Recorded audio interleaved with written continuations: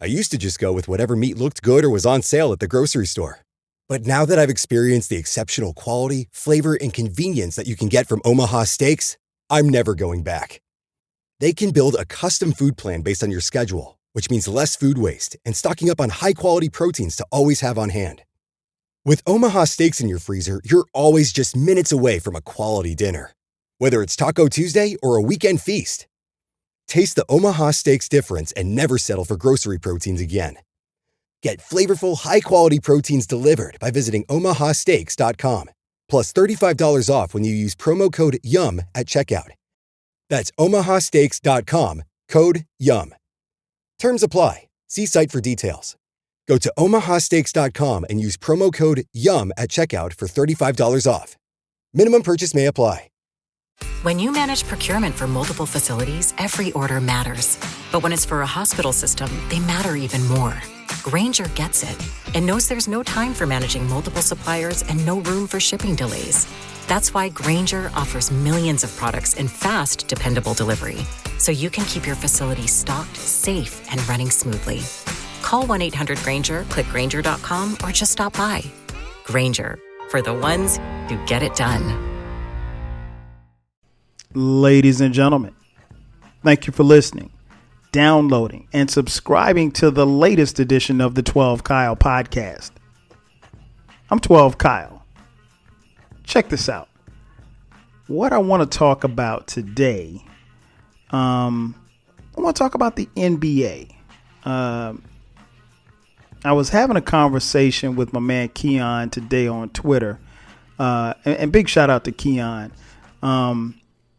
And we were having a discussion, and we were talking about the NBA. And from that discussion, I was explaining it to him, and it just really kind of pushed me toward this conversation. I know this, and I've known this for a while, but today's NBA, it ain't your daddy's NBA. And I know times change, people change, we all change, right? But it's been a drastic change. It has not been a change that has happened overnight, but it's been a change nonetheless. And, the conversation that I was having with Keon really kind of brought me to this discussion. I said, you know what, I might as well put this on the podcast. I guess I should start from the beginning, or at least the beginning for me. Probably unlike most of you listening to this podcast, I've been watching the NBA for a long time. Because I'm a little bit older than most of you. I started watching the NBA in 1980, right? I want to say that was Magic Johnson's rookie year. And the NBA, has evolved into this, global game, and, it's, tremendously marketed. The players make hundreds of millions of dollars. And it's a great thing, and it's a great vehicle. And I've seen it grow and blossom into something, very beautiful. But it really wasn't that pretty in 1980. I remember watching games on tape delay. And it's funny because I was explaining this to my sons. I said, well, yeah, some of the games were on tape delay. And, of course, them being teenagers, they said, well, hey, Dad, what does tape delay mean? I said, it means that the game was played at 3 o'clock and it probably finished about 5 o'clock. And if you watched your 6 o'clock evening news, or at least the sports section of the news, you could find out the score, watch the highlight, but the game probably wasn't going to be televised until 10 o'clock that night. That is tape delay. And so naturally their response was, well, why would you watch it if you already knew what the score was? I was like, because, there was no TNT, game of the night or what have you. There was no NBA League Pass. It was so different. But again, this was the 80s. So, we were just moving into the advent of cable TV and the whole nine. But, the NBA wasn't in the best of shape. I mean, and it's widely known that, I don't want to say half, I'll say a majority, a huge segment of the players, were on cocaine and alcohol. I mean, so the league was, was sniffed out, and half of them weren't. I don't want to say half. Let's say a third, right? So, the league was in bad shape. And when people say that Magic Johnson and Larry Bird saved the NBA, they really did. So, so I come from a different perspective. So I've watched this game grow. And, a lot of talk has been here recently about, super teams. And, I'm not going to get too deep into the whole super team thing, because I did do a podcast on super teams and how they didn't just start 5 years ago. So when you finish listening to this podcast, you can go back and check out that super team podcast as well. But, in the past, obviously you had teams, and I'll give you an example, right? Let's take it back to the 80s. The LA Lakers, they weren't constructed as you might think as a super team. But, when you look up and down that roster and you see all of those Hall of Fame players, they really were a super team. So were the Boston Celtics. The Lakers, they came out of the West, I want to say, 9 of the 10 years of the 80s. In fact, between Boston and LA, those two teams won titles every year of the 80s, with the exception of 82 when the 76ers won. So, their dominance and their reign over the 80s was imminent. I mean, you couldn't stop either team. And that's not to say that there weren't any other great teams in those eras, but I'm just I'm giving you that in context as to where the NBA was. So the idea that they weren't super teams, there were super teams. You just didn't call them super teams, and they weren't, guys leaving other teams to play with each other. But I'll get to that in just a second. But I want to kind of at least move away from the notion of, the super team, because there were teams that had multiple Hall of Famers on it, and they played together and they won titles. So that happened, right? Because there's a narrative now that these super teams are killing the NBA. And, I don't really have a good answer for if they are or they aren't. Then you fast forward to today. At the time of this recording, the, Golden State Warrior reign is happening. They've been in they've won 3 of the last 4 titles. And this is a team that is kind of funny when I think about it, because most of my life, the Golden State Warriors sucked. They were awful. So, if you root for a team right now that's awful, who knows, 10, 15, 20 years from now, maybe your team could be dope. But I said that in saying this, the last time the Warriors weren't relevant was the same year that Donald Sterling lost his team. It's been that long, right? So, the Warriors are reigning right now, and they will reign for a while, I guess. At least it appears that they will. Of course, the games still have to be played. But I think when you think of super teams, again, people tend to think, okay, well, these teams, or the level of competition is just being destroyed. And, it's not what it used to be. This is true, because this ain't your daddy's NBA. It's just not. It's a lot of differences between what was back in the day and what is right now. And while I hate to sound like the old guy in the room, even though I am the old guy in the room, it's almost like night and day, to be honest. Case in point, when you think about it, you have a generation of players now who openly campaign and recruit each other to play together. That just didn't happen back in the day. And I'll give you an example. Contrary to what people might say nowadays, trust me, as someone who watched basketball in the 80s, Magic Johnson and Larry Bird hated each other. I mean, like, they really hated each other. And, Boston fans hated LA fans. LA fans hated Boston fans. Fans of other teams hated both LA and Boston. So while free agency wasn't what it is now, and you can make the case that Bird and Magic never had the free agency where they could have played together, they would have never played together. And it's more so, it's the mindset. You didn't want to get, and I remember Magic saying this in an interview,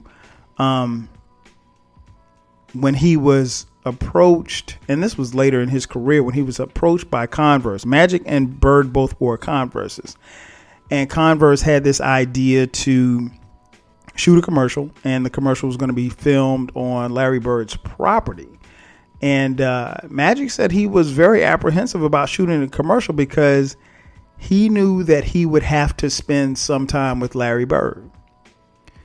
And in spending time with Larry Bird, he felt like Bird could possibly get into his head or maybe expose or see something that he didn't want Bird to see. See, back then it was all about, edges and angles. You didn't want somebody to have any type of edge on you or some type of angle. You didn't want to show any type of weakness. That was just how cats were. So Bird and Magic, no, they hated each other. And they ended up doing the commercial, and Magic said that, they were filming a commercial, and then he was in his trailer, Bird was in his trailer, and what happened was that when they took a break or something, Bird's mother had cooked some food, and so they had to come in the house and eat the food. And when they came in the house and ate the food, they had to sit down together and talk. And from that point on, they talked about basketball, they talked about life, and they found that they had a lot more in common. But these men genuinely, I'm pretty sure they respected each other, but they just really didn't like each other. There was no buddy type stuff. And that's how it was back then. I remember even in the 90s, Michael Jordan, he was accused by the great Jeff Van Gundy, who was then the coach of the New York Knicks, the Bulls' arch rival. Jeff Van Gundy called Michael Jordan a con man. And the reason why he said that was because he felt like Jordan would, speak to players and talk to them, maybe go out to dinner or drinks or something, like basically get on the opponent's good side. And then he would go, try to beat him the next day. See, that's the thing about Jordan. And that's the thing about Magic and Bird and Isaiah and players from that era. They would take your heart out. I mean, like, they literally would pull your heart out of your chest, throw it on the ground and step on it. Much was made about the friendship and the relationship that Magic Johnson and Isaiah Thomas had. And I remember in the finals, even though they did the little kiss thing before the game, Isaiah's first trip to the hole, Magic elbowed him in the face. He would have gotten thrown in 2018. He would have gotten thrown out of the game. But, I don't even think he got a call for a foul. That's how the game was. So, again, Van Gundy calls Jordan a con man, and Jordan subsequently goes out and blisters the Knicks the next day. Because all he needed was just he didn't need any motivation, but Van Gundy gave him that much more motivation just to destroy and kill the Knicks. And to this day, Knicks fans still hate Jordan because Jordan would just do it to their team every time. And so the idea of being cool, I mean, Jordan was cool with guys, but even Jordan's friends will tell you that he's an asshole. And he would do anything and everything to rub it in your face after he beat you. And now Jordan and Charles Barkley aren't close to this day, but when they were close, they were very close. But Jordan constantly reminds Barkley that he beat his ass and he won a ring. The year that Jordan beat Barkley in the finals, Barkley won the league MVP. Jordan won his third title. So even when guys were friends, if you will, the level of competition didn't fall off. So you fast forward to today's players. And, one of the things that I was telling Keon was on Twitter was that, I don't understand the mindset. I think we get a chance. When I say we, I mean us basketball fans. We get a chance to see some great players on a night-to-night basis. I mean, if you don't even have to have league pass. You can find a game with 2 or 3 very good players to watch each night, just on regular cable, if you will. So when you have that type of stuff going on, I think it's a situation where the NBA has set it up to where you get to see that. And, that's not something that we saw in years past. Right. So having said that, the mindset of the players, it's changed. It's really changed. And again, I don't understand it. And maybe it's not meant for me to understand. It's just a different NBA. Again, it's not your daddy's NBA. It's not like how it used to be. These players like each other now. They go on trips together. They hang out together. And we're finding out more and more that these players openly campaign and recruit each other to come play with each other. Case in point, a few years ago, Draymond Green openly recruiting Kevin Durant to come play with the Warriors. The thought of that still is mind-boggling to me. And while, I don't begrudge Kevin Durant that much because it was his decision, he has to live with that. But Kevin Durant was on a team that had the Golden State Warriors down 3-1. He had them down 3-1. And the Warriors come back and they beat him. And then you're going to join them? Okay.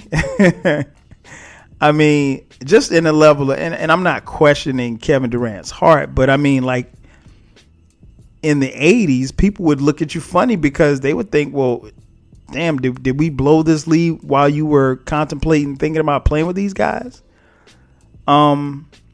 So there's that. And I just think you have to understand the mindset. And maybe it's just me. Maybe I don't understand the mindset. Maybe I'm too old to understand the mindset.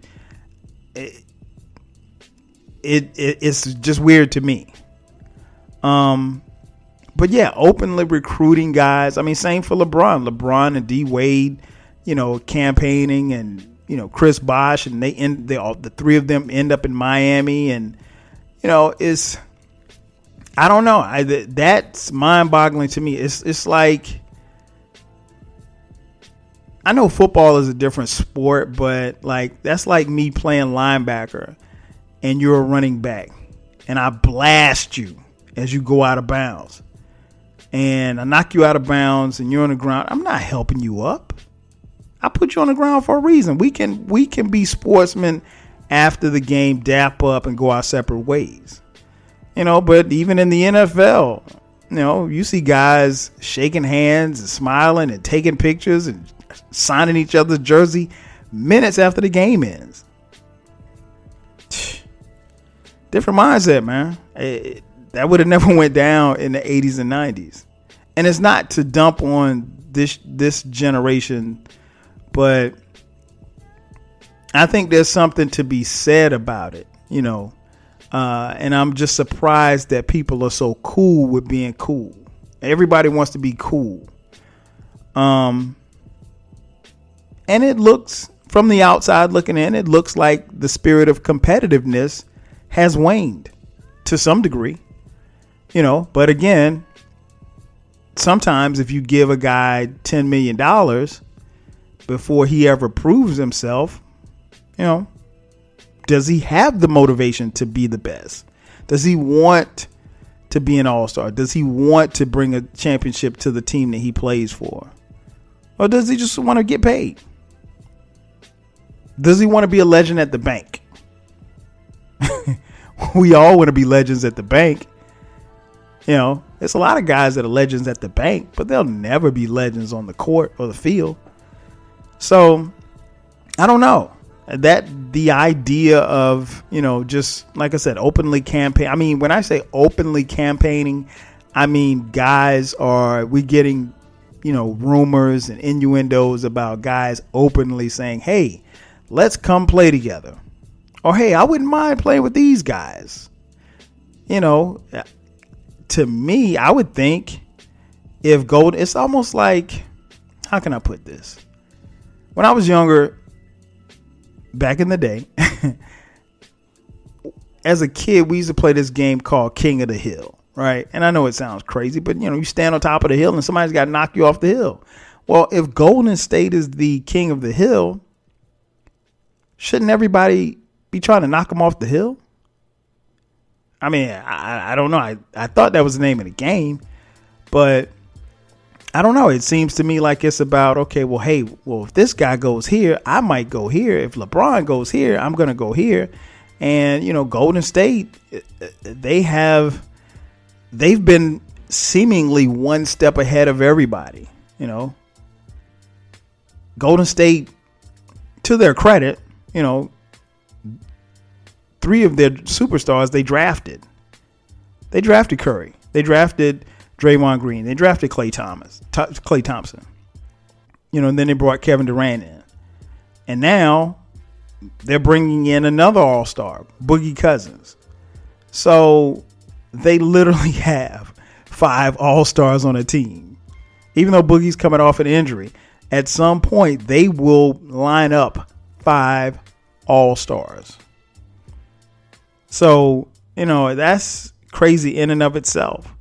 But again, and Golden State, I'm not mad at Golden State for signing Boogie Cousins. I'm mad at the teams that didn't sign Boogie Cousins because from what we're hearing, nobody offered him a contract, including my favorite team, the Atlanta Hawks. We should have took a flyer on him. We could have used him, but be mad at the other teams. I'm not mad at the Warriors for conducting business. But one thing I do know is that,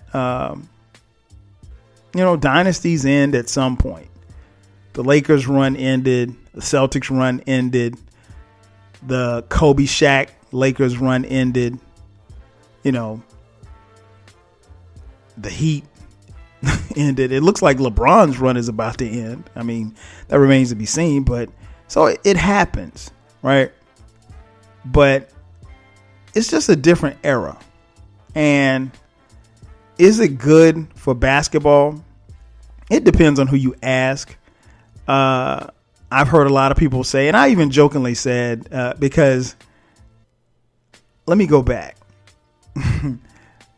A couple of weeks ago, or maybe about a week and a half ago or so, we heard that, and it was just a rumor, allegedly, but I don't think it was just a rumor just to get out there, that LeBron James, who was a free agent, had contacted Kevin Durant about joining him in LA.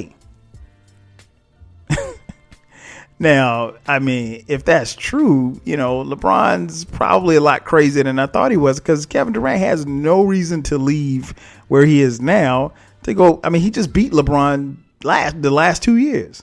Just smoked him just about a month or so ago. Why would I go play with you when I can stay over here and continue to beat you? Duh. That doesn't make any sense, right? So, but that's the idea of it, though. Hey, you just beat me. You just swept my team. But hey, we're cool. Let's go over here and join forces and play together. Come on, man. Again, it's a different NBA. It's not your daddy's NBA. It would have never happened in your daddy's NBA. Because in your daddy's NBA, LeBron would have been like, yo, screw you, KD. I'm coming for you next year. I'm going to bust your ass. That's what he would have said. But, and in your daddy's NBA, if LeBron would have made that phone call, Kevin Durant would have never taken the phone call. What you calling me for? I just bust your ass. I ain't playing with you. Get your weight up. That's all that would have been said. But it's a different era. Does it kill the level of competition and the spirit of competition? I don't know. I don't think that it does, because I think guys are genuinely competing. I think teams are genuinely competing, and I hear fans now. And again, going back to what I said, I jokingly said if LeBron had joined the Warriors, I wouldn't watch another basketball game. But the reality is that, even with this loaded team that the Warriors have, I heard a lot of people say, oh, well, there's no reason to watch the NBA. You'll watch. You know why? Because you will. That's why. You say that now, but you'll watch. You know why? Because it'll be on. And for as much crap as people gave the Warriors, and they were talking about they didn't want to see a Cavs versus Warriors finals, ratings were up all across the board. The only game that was down was game 4, and I guess because it was pretty much foregone conclusion. We knew the brooms were coming out, but the ratings were up all throughout the playoffs. So, does it kill the competition? I don't think so. But I've reserved the fact and just kind of come to the idea that it's just a different era. Doesn't make it right. Doesn't make it wrong. It's just different. Ultimately, will it affect the NBA fan base? Possibly. It really remains to be seen. Time will tell. But I know one thing. End of October, the beginning of November, the NBA season will start. The end of April, early May, the playoffs will start. Most basketball fans will be there. This ain't your daddy's NBA, but ultimately you're going to watch. You've been watching thus far. You hadn't stopped. And the game has clearly changed. And yet we're still here. We're still here as fans. So what does that say? Does that say more about the game, or does it say more about us? Like I said, it's just not your daddy's NBA. And ultimately, like it or not, we got to get used to it. That's going to do it for me. Thanks again for checking out the latest edition of the 12 Kyle podcast. I'm your boy 12 Kyle. We'll catch you guys next time. 5,000. This is the story of the one. As a procurement manager for a hospital system, she keeps every facility in her network stocked and ready. That's why she counts on Grainger to be her single source for thousands of products, from disinfectants to lighting, air filters, and more. And with fast, dependable delivery, Grainger helps her keep every facility stocked, safe, and running smoothly. Call 1-800-GRAINGER, click Grainger.com, or just stop by. Grainger, for the ones who get it done. Maybe you recognize this voice. Andy Betterman here of the injury law firm Greenberg & Betterman. For over 35 years, we've been helping people in the DMV with auto accidents and medical malpractice. Get a free consultation by visiting gblawyers.com and feel better.